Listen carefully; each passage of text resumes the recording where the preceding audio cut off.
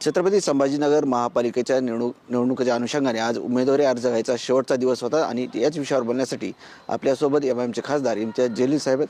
Sir, आज शेवटचा दिवस होता उमेदवारी अर्ज परत घेण्याचा. तुम्हालाही बंडखोरांचा त्रास झाला, किती जणांचे विड्रॉल केलेत आणि आता किती उमेदवार तुमचे रिंगणात आहेत, कशी निवडणूक लढवणार आहात? नाही, मला आत्तापर्यंत माझ्याकडे आकडे नाही आहे की किती राहिलेले आहे. का खूप सारे लोकांनी जे अर्ज भरला होता, अपक्ष उमेदवारी त्यांनी जाहीर केली होती, फॉर्म भरलं होतं, ते अनेक लोक खूप मोठ्या संख्येने आज आले आणि त्यांनी ते आपला फॉर्म परत घेतलेला आहे. बंडखोरी सगळ्या पक्षामध्ये होती, आमच्या पक्षात काही वेगळं नाही आहे. लोकांची इच्छा असतं इलेक्शन लढण्याची, पण जेव्हा खूप सारे दावेदार असतं, म्हणजे एका पॅनलमध्ये 50 लोक दावेदार होते, 4 लोकांना आपल्याला निवडायचं होतं. 4 लोक निवडले तर काही लोकांनी मान्य केलं आणि काही लोकांनी बंड पुकारलं.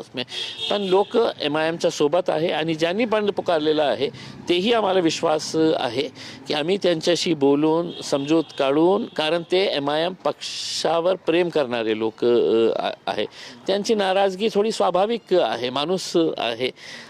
तेही थोडासा हे डस्ट सेटल झाल्यानंतर आम्ही त्यांच्याशीही बोलून आणि त्यांना समजूत काढून तेही आमच्यासोबत येणार. यावेळेस तुम्ही बऱ्याच जणांना नव्यांना संधी दिलेली आहे, त्यामुळे जुने बरेच नाराज आहेत. काय आहे की फ्युचर लीडर्स आम्हाला तयार करायचं आहे.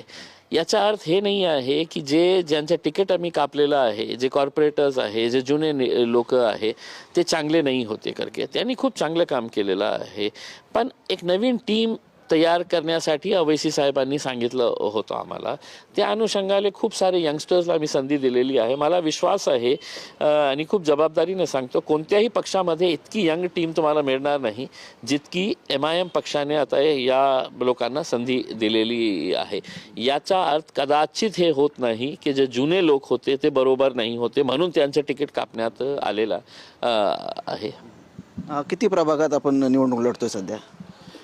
आता मला असं वाटतं की आमचे 50 कॅन्डिडेट्स आहे. तर हिशोब करा उसमें की 12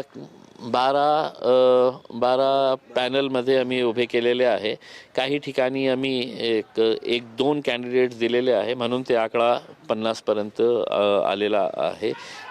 एक कॅन्डिडेटचा फॉर्म रिजेक्ट झाला होता आणि दुसरा त्यांनी स्वतःहून विड्रॉ केलेला आहे. तर असे 2 कॅन्डिडेट्स वगळले तर आताही आम्हाला वाटतं की आमच्याकडे 50 कॅन्डिडेट्स आहे. तुम्ही ओविशांचं नाव घेतलं, आता त्यांच्या सभा होणार आहेत का निवडणुका अनुषंगाने? महापालिकेच्या राज्यभर निवडणुका आहेत. आमचे फक्त 2 स्टार कॅम्पेनर्स आहे आणि सगळे